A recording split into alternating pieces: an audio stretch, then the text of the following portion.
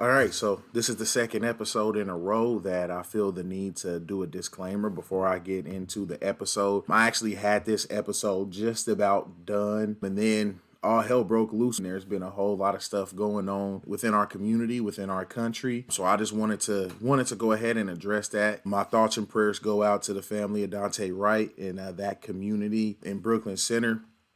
It's a tough situation to be in all around. Just want to say that my thoughts and prayers go out to his family. I respect the teams that took the day off in protest and just in memoriam of him. Some things are bigger than sports. That's something that I've learned over my life. That's something that I'll bring to this podcast. And I know some people use sports as a distraction to get away from certain things, but there are some things that we shouldn't want a distraction from. We should want to face some of these situations head on. And I think this situation is one of those. If you haven't really heard the story, I'm not going to give the whole synopsis of the story, but his name is Dante Wright, Daunte. Wright, like the Wright brothers. Go check out his story. Check out the body cam footage that the department released. You can form your own opinion of what happened, but an unfortunate situation, regardless of what side of this that you're on, that is an unfortunate situation. Horrible on all sides. That's not something you want to happen in your community. So my thoughts and prayers go out to that community, everybody who's protesting out there. I know not a lot of people in Minnesota probably listen to this, but everybody that is protesting out there, please be safe. You can be loud and be heard, but still be safe. Don't resort to violence. Don't resort to anything that we wouldn't want to happen to us. Definitely let your voices be heard. Make sure that people know that this isn't something that should be normalized. It's not something that should be accepted. Look up his story if you haven't seen it. But I just wanted to make sure I address that situation. And now that I've gone ahead and done that, I'll hop on into episode 5. What's going on, everybody? Welcome back to another episode of the Something About Sports podcast. This is your host, Leon Edwards, and it is episode 5, so a milestone episode. Thank you, everybody that's been listening to every episode so far, supporting, engaging with the content online. It's really appreciated. I'm going to keep this thing moving. This one may go long. It's a lot to talk about. Been a little while for an episode where I can just talk about everything. Long enough that I'm just now getting to talk about Gonzaga-Baylor, but I'm excited to get into it. Not really excited how the game went, but definitely excited to at least talk about what that means for college basketball, what that means for Gonzaga, and a lot of other different things as well. I already tried to get it going. Y'all can tell I'm excited to hop into all of the stuff that I have to talk about today in episode 5. Again, thank y'all for being here, and let's get right to it. As I started saying about the national championship game, I think it was a great game for Baylor.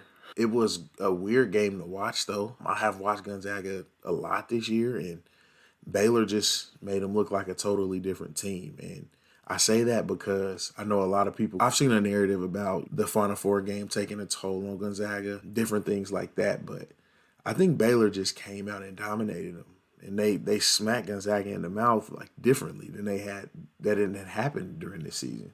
And I guess I was shocked that the final score ended the way it was. I wasn't completely surprised that Baylor won the game just because Gonzaga still being Gonzaga a little bit. But if there was a year for them to do it, it was this one. They were the best team in college basketball. I guess if you think back to the early stages of the season, around when the first game between these two teams got canceled because of COVID, there was a lot of talk about who was the best team in college basketball, especially after Baylor put the beat down on Illinois, an Illinois team that had been on a roll themselves and was looking like the Illinois team that we saw this season, of course, aside from the slip up in the round of 32. But they still did look like one of the best teams in the country for the better part of this season. And Baylor came out and basically proved that they were just on a different level than them. I don't know if anybody watching that game had any doubt that Baylor probably was the best team in the country that night, and they probably would have even beaten Gonzaga that night. And I think before their COVID stoppage, which a lot of Big 12 fans, we have different feelings about the COVID stoppage and things like that. But as far as just in the landscape of entire college basketball, before that, there was a legit argument between who the best team in the country was. between Baylor and Gonzaga. And I would say that was a legit argument for me personally as well. I don't know anybody that would have had one of them over the other one by a lot. They were on that same tier, and then people had their choice. But once Baylor hit that wall and didn't play for a while, Gonzaga just kept winning games, beating quality teams at the beginning of the season, but then of course just running through the West Coast Conference, which I'll get into after kind of making this point. But yeah, once people forgot about Baylor, and then when they came back, they sputtered out of the gate. They still were a good team, though. They were still Baylor. I think that taking all that time off, coming and playing in the Big 12, that's just going to do that to you. You don't see a team go undefeated in the Big 12 ever, really. It's really unprecedented because of the competition in that league. So for them to have been looking like a team that could possibly do that, when they came back, it was more kind of law of averages than them being a bad team or them even playing horrible in those games. Of course, the Iowa State game was crazy, but honestly, as a Big 12 fan, I'll say it again, I'm not that surprised by that. That's something that we see happen all the time in Ames. Teams go into Ames no matter how good they are, and it's a tough game because that's a tough place to play. Iowa State plays better. Their fans are good, even though in this season there weren't a lot of fans, but it's still the building that you're going into. A lot of teams struggled there in recent memory because of how much success that Iowa State has had. You're not really surprised if any Big 12 game is close. But for Baylor to lose those games, I think that kind of, after them coming back off of their break and people already separating Gonzaga from the pack, including Baylor, and then them losing those games, it solidified what people wanted to do when Baylor came back.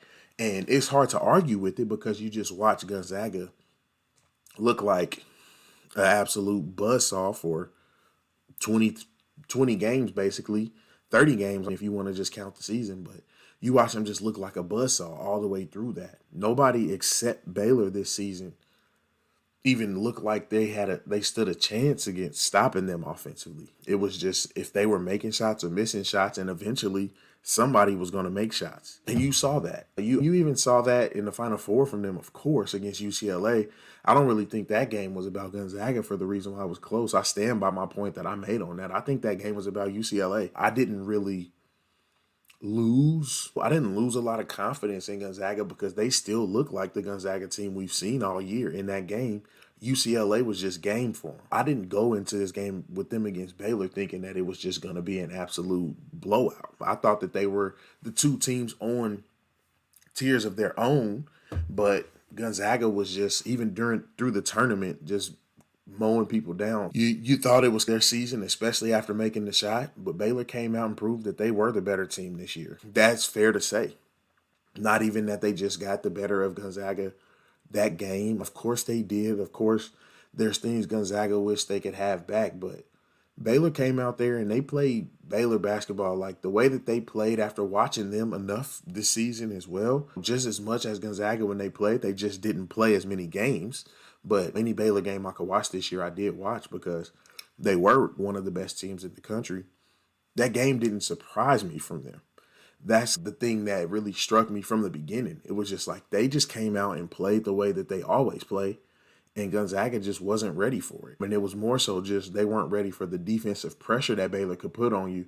I think they may have underestimated how good Davion Mitchell and Jared Butler and even Teague, as far as effort, Mark Vital, how athletic he is. I think I talked about him before the game, just how he gets forgotten about a lot of times. He was huge in that game, just with rebounding. The way that they crashed on the offensive glass, it was just insane. But at the same time, it didn't really surprise me because that's been Baylor all season.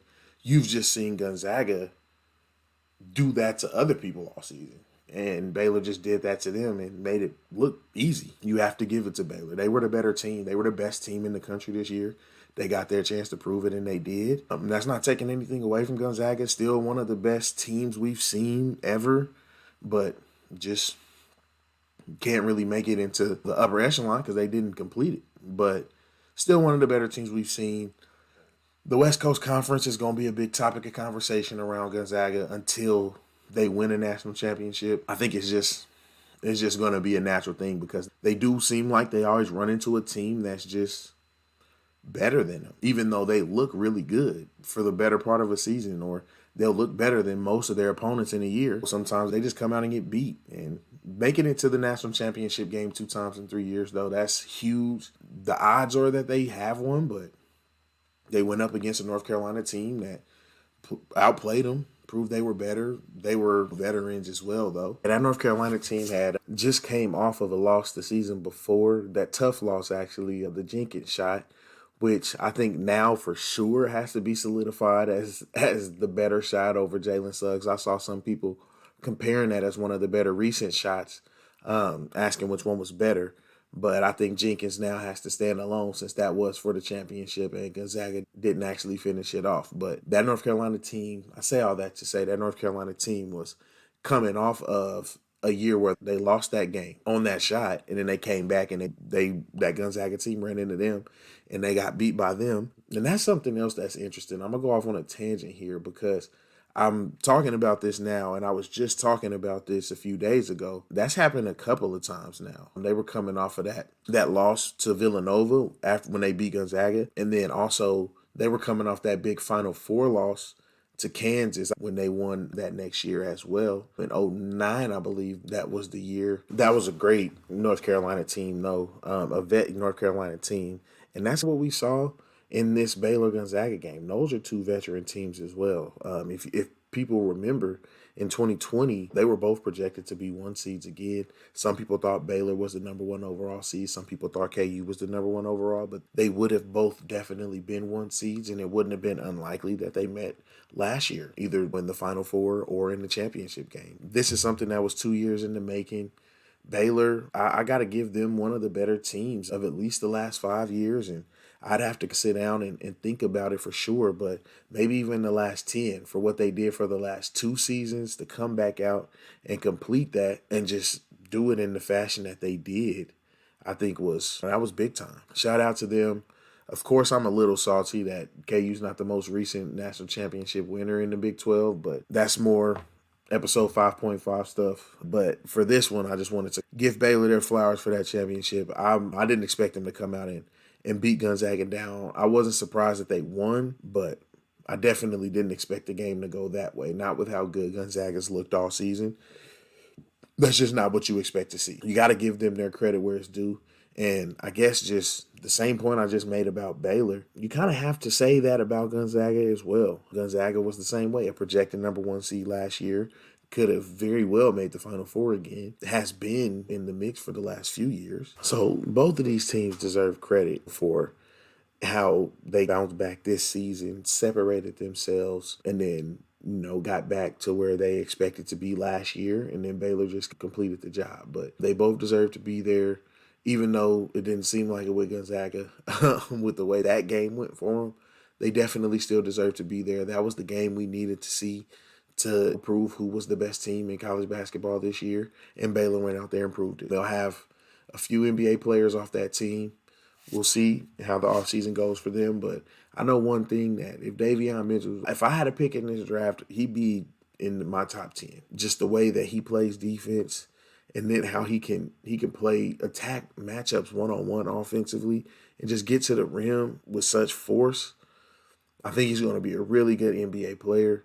And he came out on Monday and proved that he didn't even have to just assert himself offensively because of how good Jared Butler was shooting the ball. But he even still made an impact offensively, attacked mismatches when he could, played outstanding defensively, was in passing lanes. He just hounded them. Gonzaga just didn't even look like the same team that they've looked like all year, which is what I've been saying. But that was just a great defensive performance, a great hustle performance, a great effort performance from them. So you got to tip your cap to them for that.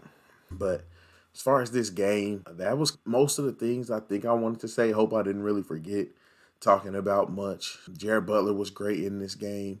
He deserved to win the most outstanding player. He was definitely the best player on the court offensively. I think Davion Mitchell, to me, was the best player on the court. And then Mark Vital, too. I think Mark Vital made a really big impact in that game with just how physical he was, how he attacked the rebounds. Even when he wasn't getting them, he opened up opportunities for other people to get them. So I think he was huge in that game. And just the way that they played together, the way that they made threes. Maceo Teague had a great game as well. That's just a backcourt that Gonzaga wasn't ready for, and they proved it. You got to say congratulations to him. Congratulations on the job that's Scott Drew has done, turning that program around. He inherited one of the worst programs at one of the worst sports schools ever for a long time. He definitely turned that program around and took them to winning a national championship. So you got to give him credit for that. And I've said before on the podcast, I don't know if it was this one or if it was one of the point 0.5 episodes, that I really haven't ever been a huge fan of Scott Drew, but I have to give him credit for this game and even just this run. He definitely showed that he could do a lot more than just put his players out there and have a single game plan. I saw a lot of adjustments that he made, a lot of things that he did differently in different rounds of this tournament. So I definitely got to give him his credit for coaching this team to where they got to. And I think Baylor's going to be a solid force to be reckoned with in college basketball for a while. I don't anticipate him going anywhere. Baylor's not going to let him out of the building if they have any say over it. That'll be another great program that we see, I think, blossoming in Waco right now, to where they'll at least always be competitive. Maybe not championship level. I think with the way that he's built that program back up and the level of talent that they have on that team, they have a lot of potential pros on that team. For sure. Starting with Davion Mitchell, of course. He should be a top 10 pick. Jared Butler will be a first-round pick most likely. Maceo Teague will have a shot at the league. Thamba and Chama Chachu will get shots at the league. I can see Chama Chachu playing in the league just with the energy he plays with, being a bench spark plug. Of course, ideally be a starting guy, but I can see him carving out a role either way. Even a guy like Mark Vital. I know a lot of the talk when somebody comes up like that through college basketball as if they'll play football after they get done. And that might be a possibility for him too, just with like his build and looking like a football player. A lot of guys do go that route, but also he could get a shot at the pros. He's athletic. He's a guy who plays hard. He has good rebounding instincts, good defensive instincts. He's not going to just out-talent you or anything like that, but he's going to work harder than you. So I at least see him getting a look. Everybody on the team probably will get a look just because they're in the mix on this, and they're going to continue to recruit. Texas is a breeding ground of sports talent, so most colleges in Texas should be pretty good. It's the expectation. I don't see them going anywhere anytime soon, for sure. I don't know. As far as championship level, they'll probably have to go out and grab some top 10, top 20 recruits consistently. Or Scott Drew's always been a big transfer market guy, finding guys that were transfers, because out of the three guards that I've talked about, only Jared Butler started his career at Baylor. Davion Mitchell came from Auburn, and Maceo Teague came from UNC Asheville. It's been a big story around that program and that team that they got really close training together over their redshirt year. They transferred before free agency started in college basketball, so they did have to both sit out a year at the same time, and that was when they made each other better. And then they came back to play with Jared Butler, and it just formed the deadly backcourt that we saw win a national championship this year. But I guess that's enough about that game. Congratulations one more time to Baylor. Congratulations to Gonzaga for being there. I think it's gonna be something that we see happen, at least with those teams being in the mix. Gonzaga, I think, is a team that we can see going to another Final Four soon. Especially, I know they have a really good recruiting class coming in next year. Guys are going to want to transfer there. Mark Few's always done good on the transfer market, but especially now with it being basically free agency, I'm going to pretty much be calling it that, because it pretty much is free agency now in college basketball. It's less like a transfer market since guys don't have to sit out. They can go wherever it is they decide to go and play right away. So that's something that we're going to see a lot more of.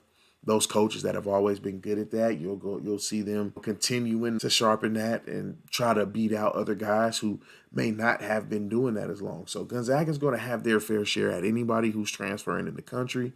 And then you got top classes coming in every year. You got Chet Holmgren coming there, who's potential number one NBA draft pick, one of the best high school players in the country, the best high school player in the country this year, according to awards. So you got him coming there as well. At least that's the idea. He may go to the G League and play for that Ignite team they have of the guys waiting out their year. But if he goes to college, the consensus is that he's going to go to Gonzaga. He played in high school with Jalen Suggs. They have a good connection. So that's the idea, is that if he doesn't go to the G League. If he doesn't go to the G League, then he'll go back to Baylor. He'll go to Gonzaga. So they could have him coming in as well, but you still will see guys come back. Timmy will be back. I think Ayayi's probably gone. Suggs, we know, is gone. He's going to be a top 3 to 4 pick. Kisper's probably gone. He probably gets drafted in the lottery. I've seen him in the lottery in a lot of drafts. I think he's probably gone. Ayayi, I think, is more projected to be a late first-round pick, maybe early second-round pick. So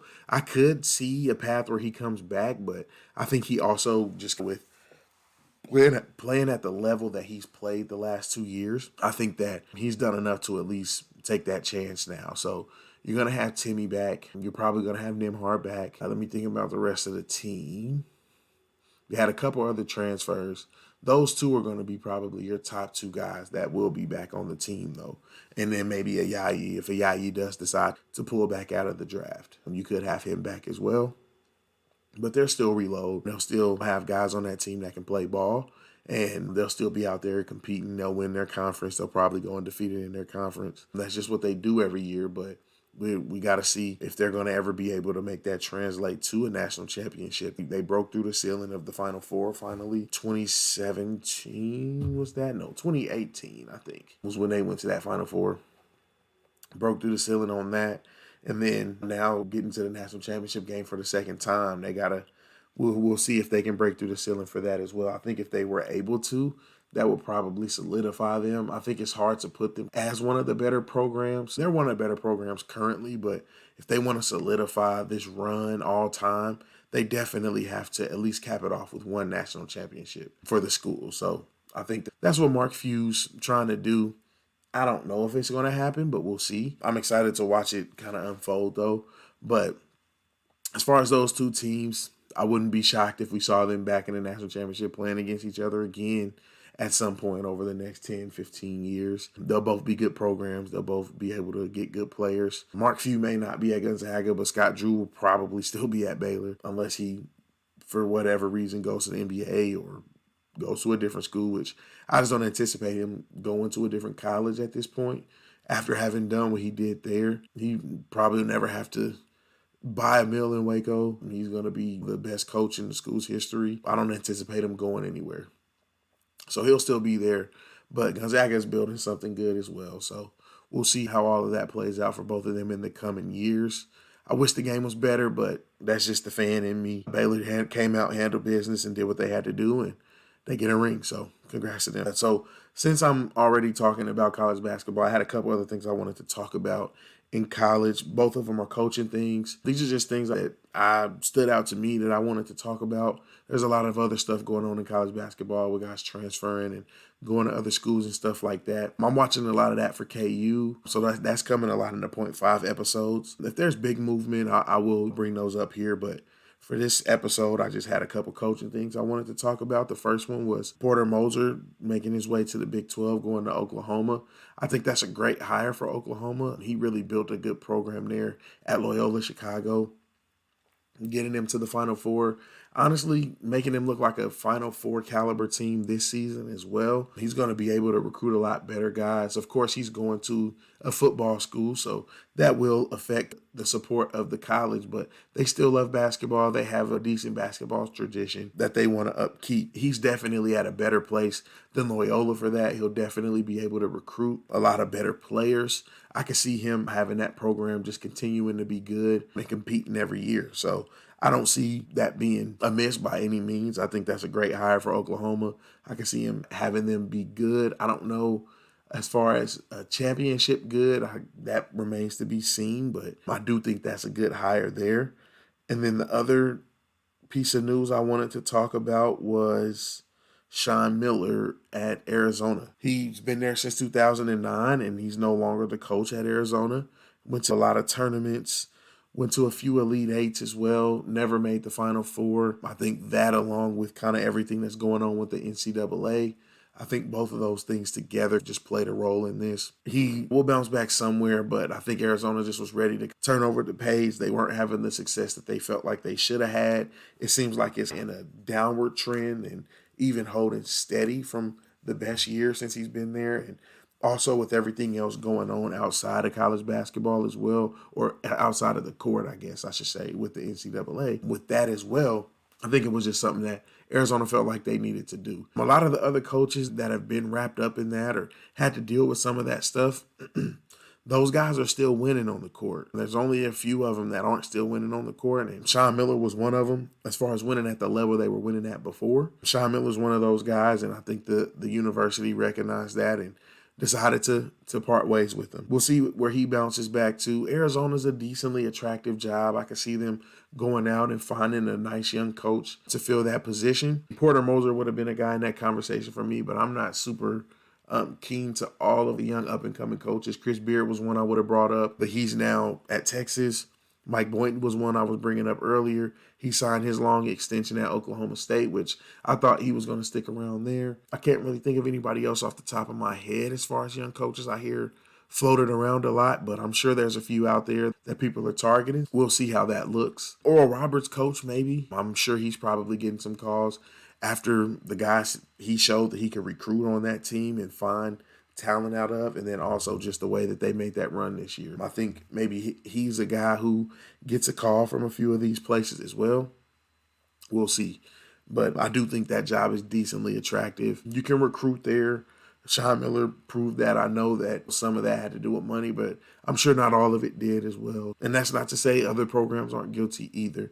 I'm not singling out Arizona or anything like that. Just I wanted to talk about that job opening up, kind of him getting fired. And I think this is one of the bigger shoes to drop in this. Louisville, they did get rid of Patino over all of it as well, but that was just like one thing out of a whole line of other things that was going on at Louisville anyway. He had a lot of other stuff going on too, but other than him, you haven't really seen any guys lose their jobs over the sanctions like that, at least in these last couple of years. Dana Altman's name was in that. Bill Self, of course, his name has been in that. He just signed a lifetime extension. Bruce Pearl's name was brought up in that. He even had coaches fired, I believe, in that whole thing too, and he's still coaching at Auburn. Of course, I mentioned Patino was a little bit different because of everything else he had going on.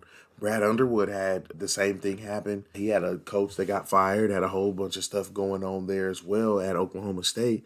He ends up with a better job, so at Illinois now. And he did jump ship before it all came out, but most of it was taking place under his watch. So it was really him, and now he's at Illinois, even in a better place with a better team. And those are just some of the more big-time names that were brought up or programs that were affected a lot more. You did have some lesser programs like LSU with Will Wade that got brought up as well. Well, LSU was actually pretty big. I think they had the recordings of Will Wade talking about stuff directly. So, yeah, you had LSU with Will Wade. Maryland was brought up in that. Kentucky, of course, had players as well. But these were smaller infractions like names on spreadsheets and different things like that. But those guys are still winning. Dana Altman was in the Sweet 16 this year. So I think the biggest difference is just kind of the results. Sean Miller hasn't had results recently. He hasn't really been winning a lot of games recently, winning at the highest level, never went to a Final Four. And then on top of that, you got all the stuff going on with the NCAA, and it just was enough for them to move on. That job's open. As I said before, we'll see how that all goes. But as far as college basketball goes, I'm going to go ahead and put a bow on that for right now. I do know that there's going to be a lot of college basketball news coming out this offseason. It may not be like my main topic of conversation, but there will be times where I talk about some things that are going on in the college basketball landscape. I know the name, image, and likeness talks will heat up a lot over this offseason. You have the free agency period now, basically. You guys will hear me call it that because that's basically what it is now. Guys can go wherever they want to go and play immediately. That's basically free agency now in college. I know some people have a feeling about that and how that affects the smaller schools, but you can't really fault a player for wanting to go to a better situation or wanting to get more exposure or play against better competition. It probably does hurt the smaller schools a little bit, but that's just kind of the name of the game right now in college basketball. You want to play at the highest level. You want to get the most exposure. It's just part of it, and that's how it's going to be. There'll have to be a way that they figure out how to keep the parity there, because if you just get all of the good players leaving and going to bigger schools, then you won't have as much fun during March Madness, where you have those guys like Max Abmas and Kevin O'Banner who just show up and score 30 points a game and you never heard about them before. Or, never got to watch them play. In their case, I had heard about both of those guys before, but never got a chance to watch them play, and you don't really know what to expect from them or what type of players they'll be at that high level, but those are really good players, and see that every year in the NCAA tournament. And I think that something like this free agency type of thing in college basketball will probably take that away a little bit, but I think it's also going to be good for the players. And the players deserve to play at the level that they think that they can play at. And if a coach thinks that they can play at that level and they want to recruit them to come play for them, by all means, they should go and follow that dream. Every player has a dream of playing at the highest level of college basketball that wants to play college. And who am I to take away from that, or anybody else? Who are we to take that away from them? If that's their dream and they think that they can get there and a coach thinks the same, I say go for it, and I'm happy for them. So that's kind of how I feel about that. But as far as the offseason, we'll cover bigger stories. Won't be as much. I know is going to be a big shift in the podcast because it started during the tournament. So college basketball was the main topic of conversation. But now you guys get to hear me talk about some other things, get to hear me talk about some baseball. We'll talk about some football, talk a little bit about NBA as well. And you'll get to hear that from me too. And that's the shift that we have going right now. I did want to talk about some baseball stuff. The biggest thing that I wanted to address was the no-hitter. Joe Musgrove of the Padres threw the first no-hitter of the season. Maybe the only. We'll see how the rest of the season goes. It's a longer season. I'm sure somebody else probably ends up with one, but we never know. The cool thing about this one is that Joe Musgrove actually just went to the Padres this offseason. He's a local kid actually from the San Diego area. I think he grew up like 20 or 30 minutes outside of San Diego, grew up rooting for the Padres, and then he goes there and within the first couple of weeks of the season throws the first no-hitter in franchise history. Those are just some of the stories that you get in baseball, in sports in general. It's why we love sports, because you just don't, you couldn't even write a better script for a movie. I mean, you see that stuff happen every day. You could have never imagined that stuff in a million years happening that way, and that's just how it always happens. Sports just brings those kind of stories to life. So I thought that was really cool that he got that chance to be the first in franchise history as a local kid who grew up rooting for the team. He said he thought it was just his destiny, and I tend to agree. And one other interesting story that came out of that, though, is the catcher Victor Caratini. He actually has caught the last two no-hitters in baseball. So he caught one in September of 2020 from Alec Mills, and then he caught this one from Joe Musgrove. He's the first catcher ever to catch back-to-back no-hitters on different teams. So I think there was like 4 or 5 previous catchers who caught no-hitters back-to-back, but they were on the same team. But he's the first one to ever do it on different teams, which I thought was a pretty cool story as well. And it probably speaks to a little bit of his prowess of knowing hitters and calling the game. I know a lot of times we get lost in the pitcher for these no-hitters, but the catcher is actually pretty important in that too. The catcher is important to the pitching. He calls the pitches. He's the one who knows the batters in and out. He's the one who knows tendencies of batters when people are on base. The catcher knows a lot of that stuff. They call the game. The pitcher has to execute the pitches, of course, and they're the ones doing the heavier lifting with executing those pitches. But the catcher does have a big part in that. But the pitcher does get the glory, and I think it's probably fair because the pitcher gets the glory in a situation where it's a no-hitter, and then the pitcher also gets the shame where they get shelled in a game, or they have a game where they just aren't on top of things. And so sometimes in both of those situations, the catcher probably has a bigger role in what's going on than people let on, but the pitcher's the face and the pitcher's the one who gets the glory. But I wanted to give Victor Caratini a shout out for that because I thought that was really cool and just a cool addition to a feel-good story.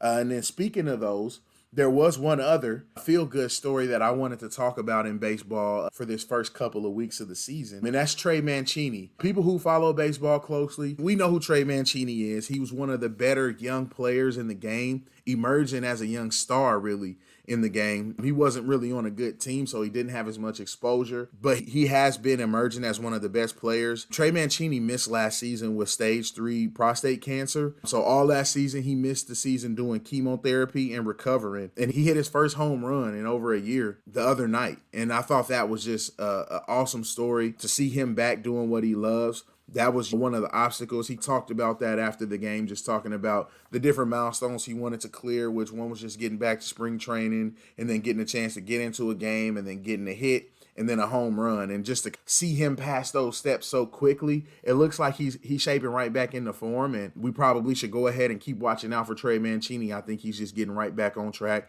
as being one of the bright young stars in the game. But I just wanted to give him a shout out because I think now we see athletes coming back from cancer and fighting cancer, and we don't really acknowledge the behind the scenes work that goes into that. So the work that went into it before they got diagnosed with cancer, of course, for their bodies to be in tip top shape, but then for them to fight through cancer and come back to competing at the highest level, it's something that I don't think we put into perspective. I think too often we probably consider these athletes as like sports robots or cyborgs or something like that, but these are actual human beings, and he had to go through chemotherapy. If you've ever known anybody that's gone through chemotherapy, it takes a lot out of them. That's not something that you can take lightly. It takes a lot out of him. You lose a lot of strength. You lose a lot of energy. So for him to go through chemotherapy all the last season and to come back this season right back into form, that just speaks to his dedication and his love for the game, and you got to tip your cap to him. So shout out to Trey Mancini. I look forward to seeing what he does for the rest of the year.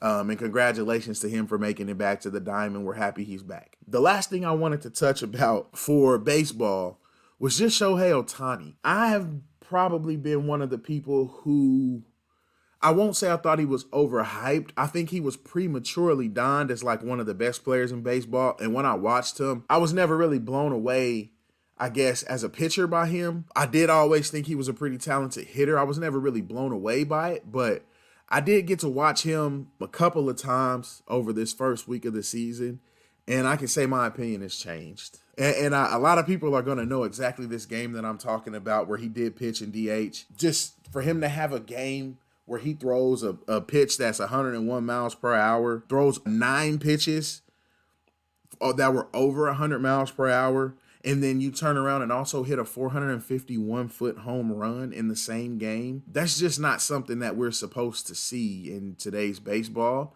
and it's not something that we probably will see again for a long time. I think he's going to pave the way for other players to want to be that, but there's not going to be a lot of teams without a proven track record, which he had coming over from Japan. He had a proven track record of being this player and being able to sustain his health, which he actually has had some health issues throughout the beginning of his short career so far. So that could be something that we see the Angels adjust to. But as of right now, I think it's hard for them to take him out of the rotation, and it's hard for him to take him out of the lineup because of how good he's looking. And he did just play my Royals last night. Had a really good stroke on a double. I think he's really good. I won't say I underestimated him. I think I was just a little bit later to the party. I wanted to see it a little bit more. And that's just me in general with sports. I like to see it first. I was one of the people who, with Mike Trout, I was all on board with Mike Trout being the best player in baseball when other people didn't really want to hand him the mantle. But if you just watched Mike Trout play for the last 7, 8, 9 years,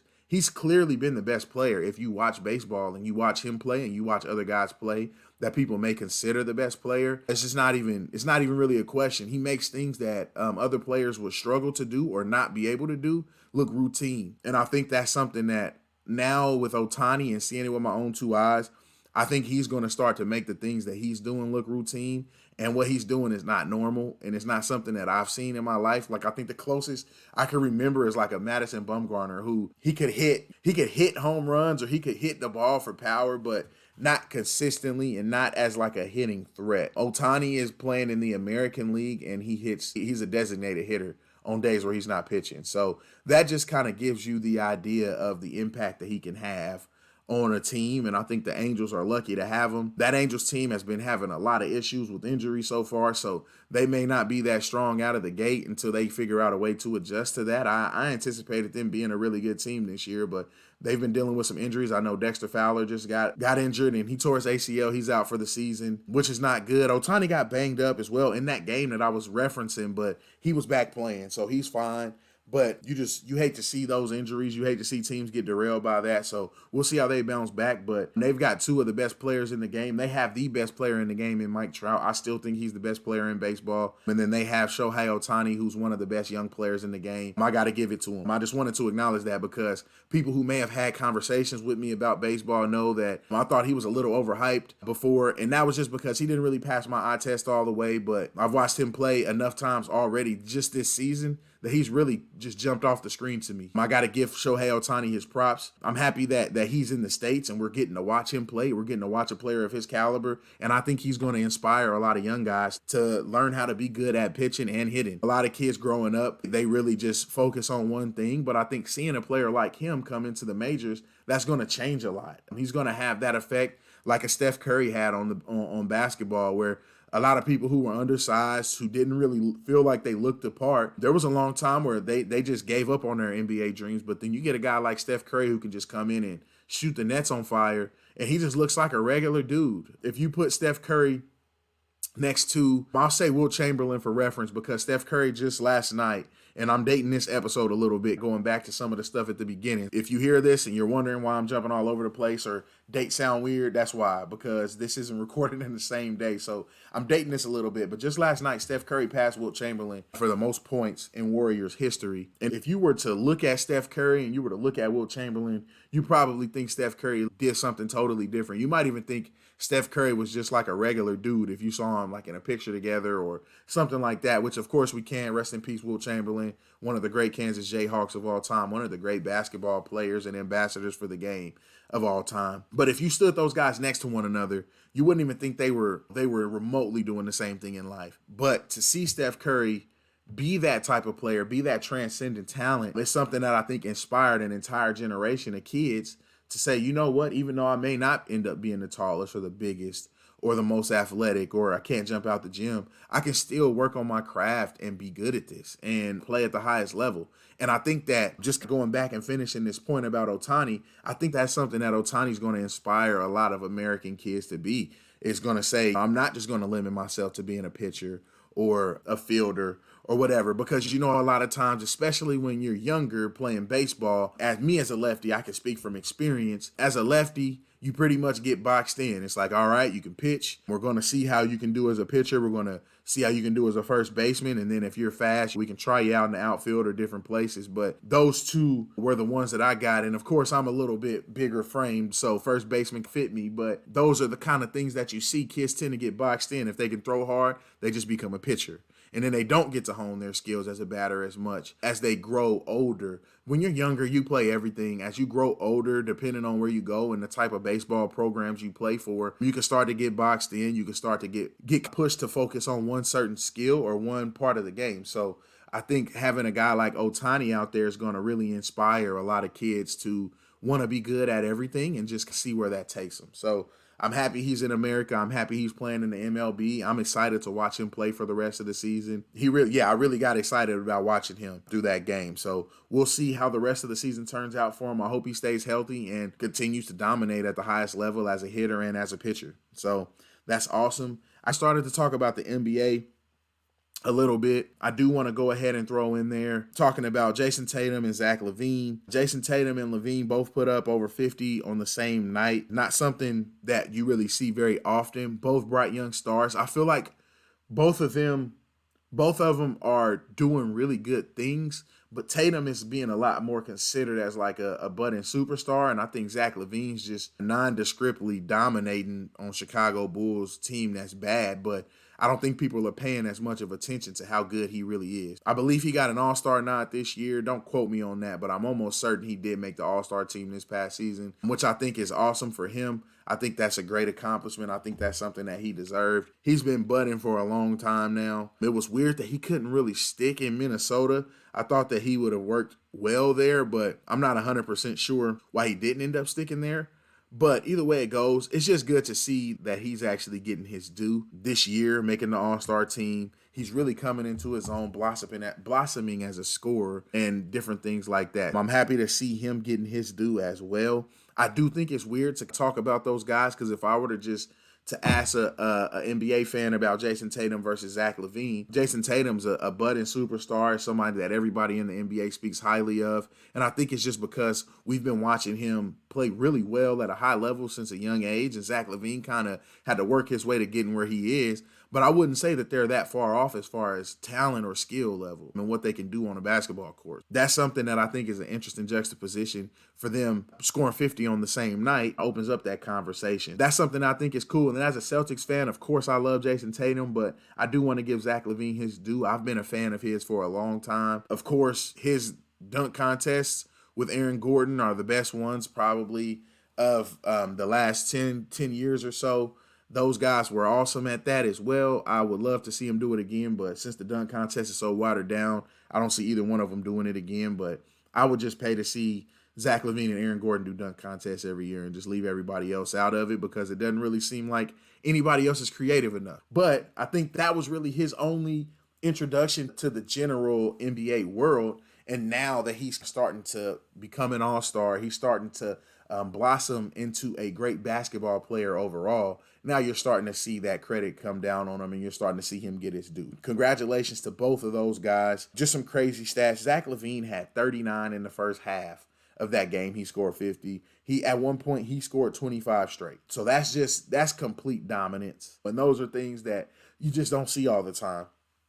And then with Jason Tatum, you have him going 6 for 10 from threes and then still scoring 32 more points. He just knows how to get buckets in so many different ways. A lot of times people score 50, they're making 10 threes. Steph, in his game where he passed Will Chamberlain just last night, he made 10 threes in a game where he had 53 points. So usually you see something like that. But it's cool to see somebody like Tatum that can just go get a bucket at every level. He can get to the rim. He can make his free throws. He can go mid-range. He can get to any shot he wants to in the mid-range. And then his three-point shot has really developed since he came into the NBA. He's a very capable three-point shooter. He's a good three-point shooter off the dribble. I think Zach LaVine's probably a little better at that, but both of those guys are just awesome scorers, awesome players. Good to see them just continuing to take steps forward. And they're going to probably step into superstar roles in this new NBA as the LeBron James era dies down and who's going to take over the mantle. There's a lot of guys vying for that right now. And I think those two will be staples. There'll be guys who are always in the All-Star game. Everybody in the NBA will know who they are as far as fans. Fans will know who they are. They'll always be those guys that are talked about as some of the better players in basketball. And I think that's cool to see them come from two totally different paths to be here. So congratulations to those guys. I think that night was just a culmination of that work that they've been putting in and the growth that they've been showing on the court. Another thing I wanted to talk about NBA-wise, I just want to give my thoughts and my prayers to Victor Oladipo. Another knee injury for him. It's like he can't catch a break. When he was starting to look like himself again, he was starting to settle into his role with the Heat. He sustains this injury. And that's just been like a story of his career almost, man. He hasn't really been able to stay healthy ever since that big injury. I really hope he can get back to being 100%. He'll be a great addition on the Heat. But he's also just a great player overall. I like Victor Oladipo as a player. He's also paid his dues in the league. He's had his rough spots, his bumps in the road. But he's an all-star caliber player when he can stay healthy. And I hope we get to see that again from him. Hope he can get back on track. Miami's got a really good staff there. They'll make sure he's healthy. They'll take care of his body. I think we'll see him get back to full strength, and they won't rush him back or anything like that. I'm excited to see how that all works out, but I just wanted to send my thoughts up. He's one of those guys that he always catches those bad breaks. He always gets those short end of the stick situations, so I did want to give him a shout out in that regard. And then just the last thing I wanted to talk about for the NBA as far as specific stories was I thought the Kevin Durant statement that he had made about titles. And so we all know KD's a two-time champion. He's a two-time finals MVP now. So he has a different perspective than a lot of other players. A lot of other players are still trying to get their first title. So his perspective is a little bit different, but even still, it's interesting to hear from one of the guys who's considered one of the best players in the NBA. I think before his injury, he was really close to being a legitimate argument for the best player in the NBA.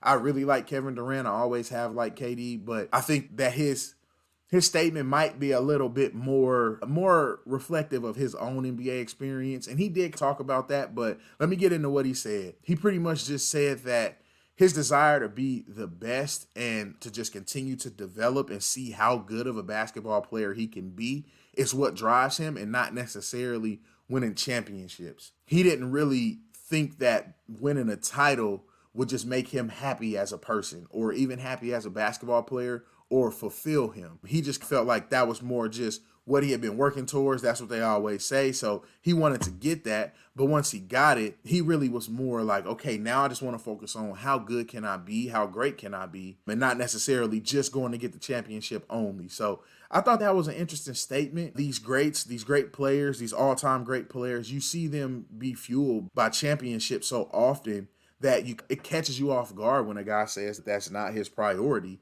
or a guy says that's not really what he's focused on, because that's always what everybody is always focused on in sports. It's a championship. So he has a couple, so he can speak from a little bit of a different situation.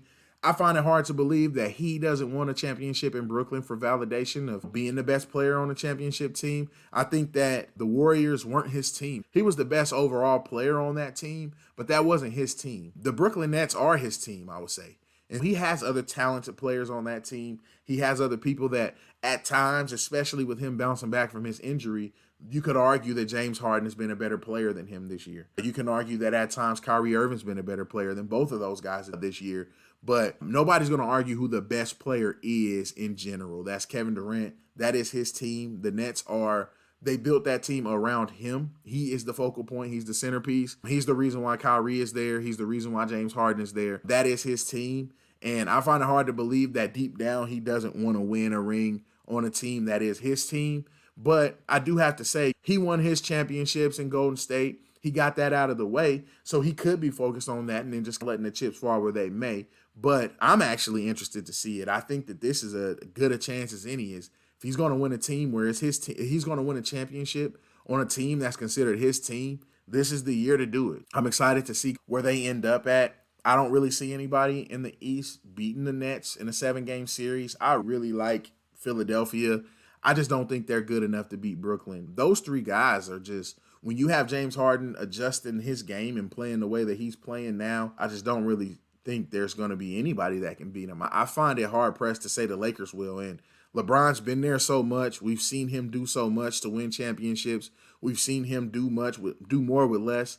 So you can't really count him out. And they're the favorites for a reason with Anthony Davis. Both of those guys come back healthy and fresh, which I think is another factor that we haven't really thought about a lot. Both of those guys will be fresh as well down the stretch. But I just find it hard to say anybody's going to beat the Nets in a 7-game series. I really am excited to see it. I hope that we get the Lakers and the Nets in the finals, and you get that LeBron and KD finals for at least one more time. I hope we get to see it. I'm excited about the way that this season ends, but I personally, if I had to pick one, I'd pick the Nets to win the championship this year. I just find it hard to believe that there's a team out there that's going to be able to match the firepower the Nets can bring on any given day. Even if you get playoff James Harden, you get the James Harden that for whatever reason just can't find a bucket in the playoffs or in high-leverage situations. You have Kevin Durant. You have Kyrie Irving, who Kyrie Irving has proved he can score 40 in the finals. Kevin Durant has proved that he can carry the scoring burden in the finals. He can carry the scoring burden through an entire playoff run. So that's the thing that's so much different about this team, is that maybe if it were just Kyrie and Harden, but you have a Kevin Durant on your team, it's just hard to see a path where that team doesn't win the championship this year. And I think it's a disappointment if they don't. I know there's a lot of other factors. There's a lot of shuffling around of that team. You have the situation where you got Steve Nash in his first year, because you got a lot of turnover on that roster with the trade with Houston and with bringing in KD, bringing in Kyrie. You got a lot of turnover on the roster, but this is a team that has the most talent at the top of any team in the NBA. I still think it's a disappointment regardless of whatever else is going on. I think it's a disappointment if they don't win a championship this year. And if I had to pick right now, I'd pick them to win it, because I just don't see anybody beating them in a 7-game series. I just personally don't see it. We'll see how all of that turns out. I did find it interesting, and maybe he's doing this to not put pressure on his teammates. Maybe he's saying this, trying to be a leader, saying, I'm not only worried about a championship, I'm just trying to be the best player I can be, and everything else will work itself out there on the court. So maybe he's not trying to put pressure on a lot of these guys who haven't been asked to win at the highest level yet, haven't been in those high leverage situations. You have him, you have James Harden, you have Kyrie. All three of those guys have at least been in those situations. But you also do have guys like Blake Griffin, who's been there. You have DeAndre Jordan, who's been there, LaMarcus Aldridge. So they've been adding guys to this nucleus that have been there. You even have a guy like Jeff Green, who seems like he's played for just about every contender over the last 5 or 6 years. He's played everywhere. And so ever since he got that heart surgery and it didn't work out for him in OKC, he's bounced around and played in a lot of playoff games, a lot of playoff series. He's got experience at the highest level. And then there's going to be guys on the roster that have none. So maybe he's trying to take the pressure off of those guys. Maybe he's trying to make it seem like it's not championship or bust this season, that they're building something long term. But I really find it hard to believe anybody's going to beat them this year, and I find it hard to believe he doesn't think that. I think they're going to go out and want to win a championship this year. I know Harden wants one. He seems hungry. He went to Brooklyn, and he immediately flipped the switch, and he seems like he's ready to win at all costs. We'll see how that all works out for Brooklyn. I'm picking them right now. I'll see how the rest of the season develops, but I'm definitely picking them to win the championship this year. I just had one NFL story that I wanted to talk about today. I think that the importance of it and the severity of this story warrants it standing alone in the NFL segment. And that's going to be the whole Phillip Adams situation in Rock Hill, South Carolina. Phillip Adams, former NFL player, fatally shot 5 people and actually now 6. The 6th person did end up passing away in the hospital. So he fatally shot 6 people. This was a doctor in the Rock Hill area, his wife, and their 2 grandchildren. And then he did end up killing himself as well. And then this was a worker, was the other person that he ended up killing. Just for perspective, I want to give you guys the ages of these people and let you know what that family is going through right now. This is the Leslie family in South Carolina. I have roots in South Carolina, so this hits even a little bit harder for me to know this happened right there in my backyard where my family is. And I just want to say, I'm sending my condolences to the Leslie family. Robert Leslie was the doctor. His wife was Barbara. They were ages 70 and 69 respectively. They were at home. They were in their own home when this happened. Their grandchildren, Ada and Noah, 9 and 5 respectively. So this is a family that's reeling right now. It's kind of hard to talk about this, especially now as a father and understanding like the pain that I would feel if I lost a child. It's kind of hard to even talk through this a little bit, but it's something that I think needs to be talked about. It's something that the light needs to be continue to be shined on this. And then the guy, James Gatson, he was the other victim that passed away.